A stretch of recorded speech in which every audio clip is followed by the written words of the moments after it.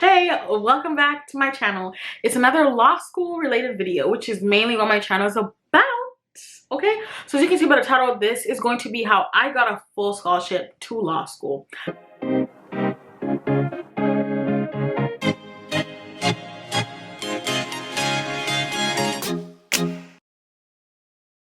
Now, get your snacks, okay? I've got my mini eggs, very bad right after going to the gym, I know. But you know what? I like PMS, like I just wanted it. But let's get your snacks, because you know what, I'm gonna be giving you all the details, everything that you need to know to get a full scholarship. Now, this is in no way telling you that by doing these things you are going to get a full scholarship, but this is going to increase your chances by a very large margin. Now, I'm going to get the boring stuff out of the way first.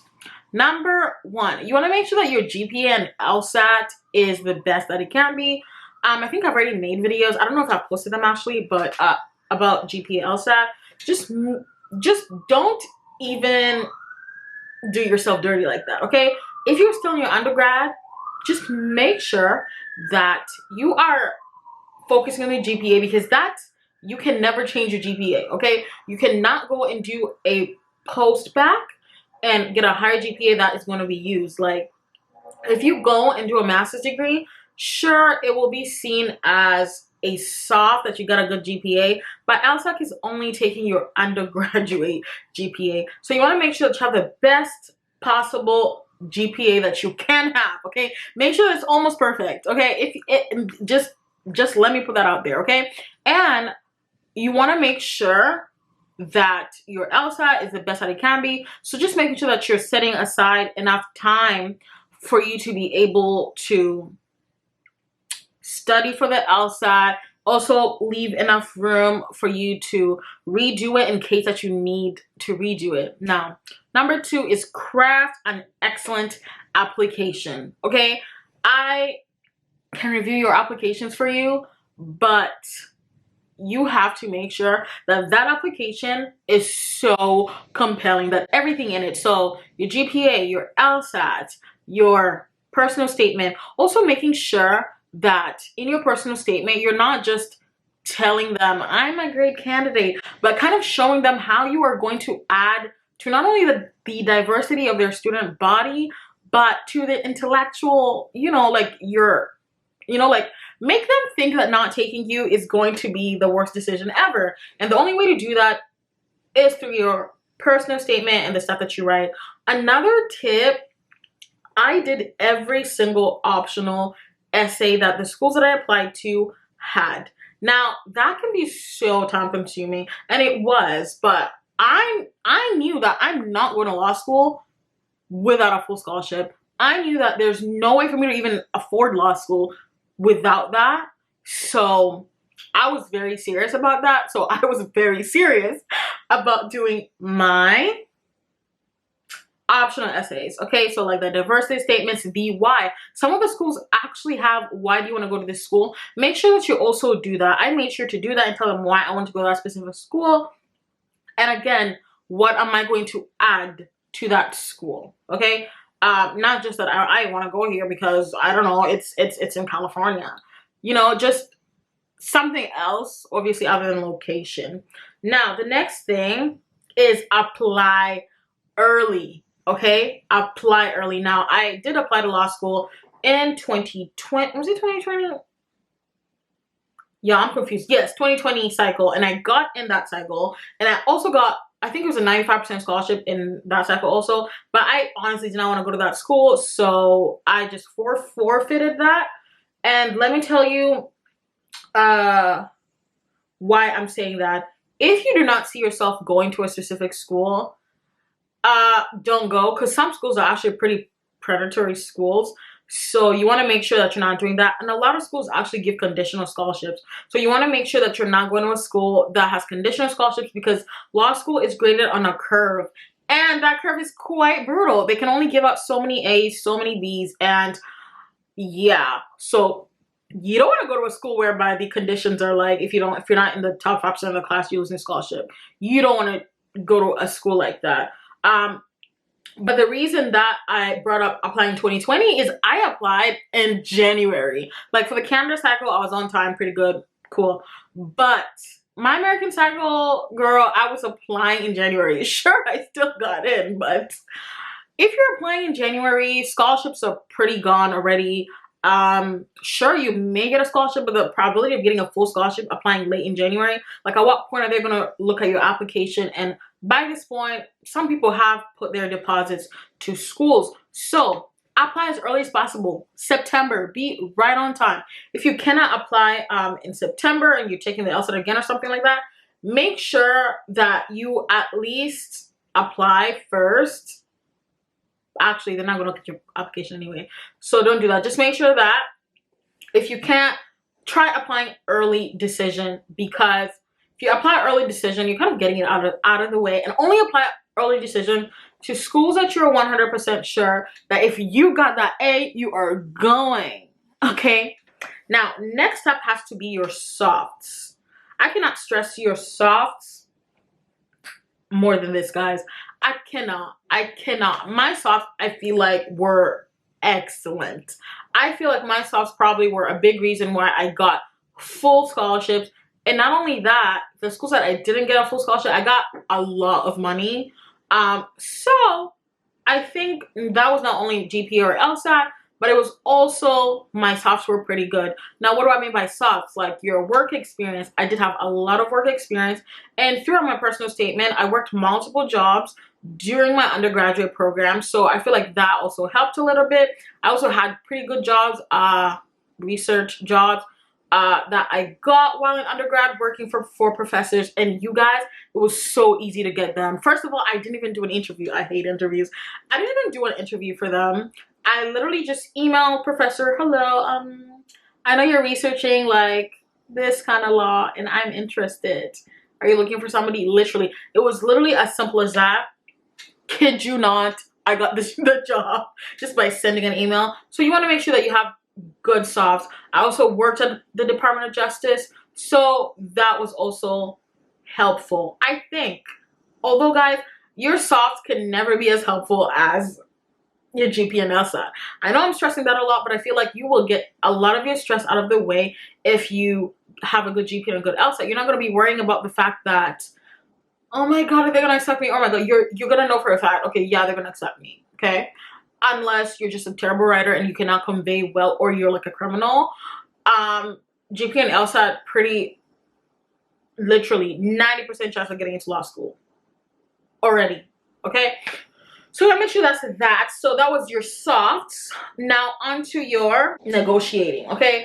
Don't be afraid to negotiate your scholarships. Now, personally, I'm actually in the middle of negotiating one school, but let me tell y'all, you can negotiate your scholarships.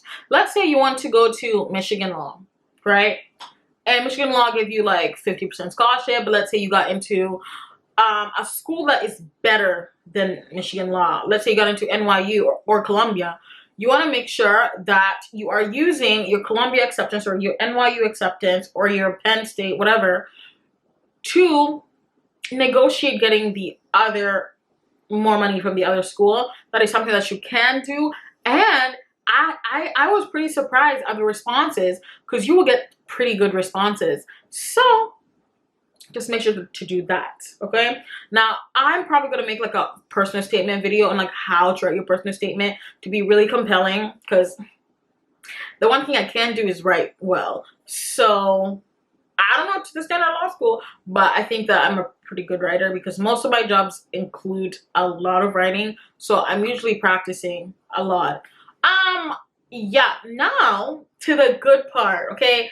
You can get a full scholarship to law school even as an out-of-state student or even an international student. So this is not only limited to American students. This is also Canada, India. I don't know what other people apply, okay? I don't know. And it's not only the top 14 schools that give full scholarship to international students. You can get a full scholarship whether you're from India, whether you're from Africa. It's really, really possible. But again, as long as your GPA and LSAT is paramount. Also, guys, don't be afraid to apply to schools that you think you don't reach. Like, if you're not applying to Harvard and you have a 160 LSAT, do it. Okay?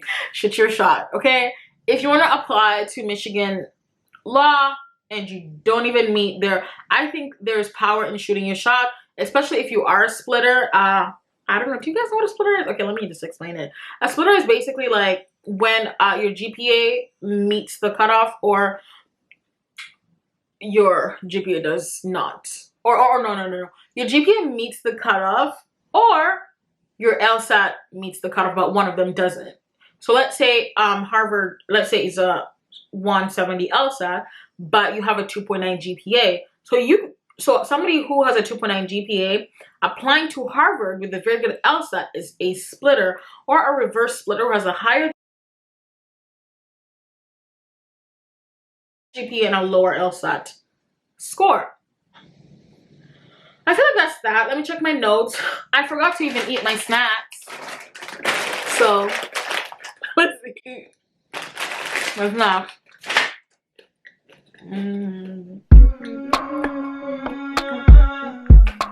Another thing, guys, reach out to law firms. This is not even related. This is going to be a whole other video. But in my next video, I'm going to let you guys know how to apply for external scholarships through not only law firms, but like companies and stuff.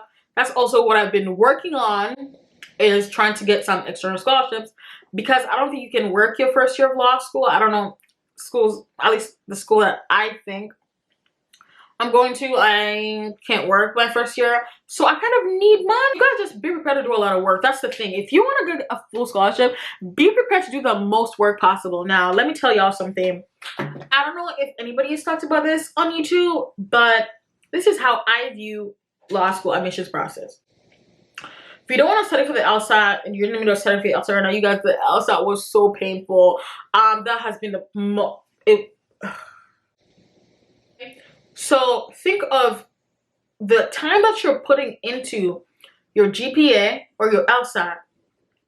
That is, you're going to get paid. And you're going to get paid in free money. So the more time you put in and the better that you do, you are going to get a full scholarship. Okay? And so just think of it as, I'm literally going to get paid. Think of it as a full-time job that you're going to get paid for. I think that will help put some things into perspective. And I hope this video was helpful-ish. If you have any questions, don't hesitate to ask. I will respond. I'm literally always on YouTube. Yeah, so I'll respond, and guess I'll see you in my next video. Don't forget to smash that subscribe button. All my subscribers are coming from my dancing, because I'm always dancing. If you guys haven't noticed, I'm always dancing on here. It's stress relief. It's helping me keep track of like my workouts, but I literally just ate mini eggs. But I don't think that's going to cancel the entire workout, but you guys get the gist. Don't forget to subscribe, comment, like, share this video with anybody that you think needs it, okay? Yeah. Share this video with everybody that you think needs it. Because I know, I wish I saw a video like this. I honestly thought that it was actually quite impossible. I didn't even know that it was possible till it happened to me. I was like when I was reading that decision letter, I was literally sobbing. Oh, it's so sad. I actually don't even have a recording. It would have been cool to have a recording, but I was in Zanzibar, y'all, living my best life, okay, when I got my first acceptance this cycle. And yeah, I was sobbing. I literally read it, and it said like full scholarship, and I was like, no, this has to be a lie, especially since I was a splitter at this school. I was like, yeah, I was sobbing. I was sobbing, so like I was crying, screaming, everything. Because guys, I could not believe it. And because, you know, for me, this has been a really tough journey. It's been tough. It's felt impossible. But, you know, we're here now, and it's surreal, but then I kind of got used to it. But then, like, I never want to get used to it, because, like, I prayed for that, okay? It worked out, and I'm quite happy about that. And yeah, follow along my law school journey. So yeah, end of video. Yeah, have we agreed that I'm done talking? Okay, yeah, we have.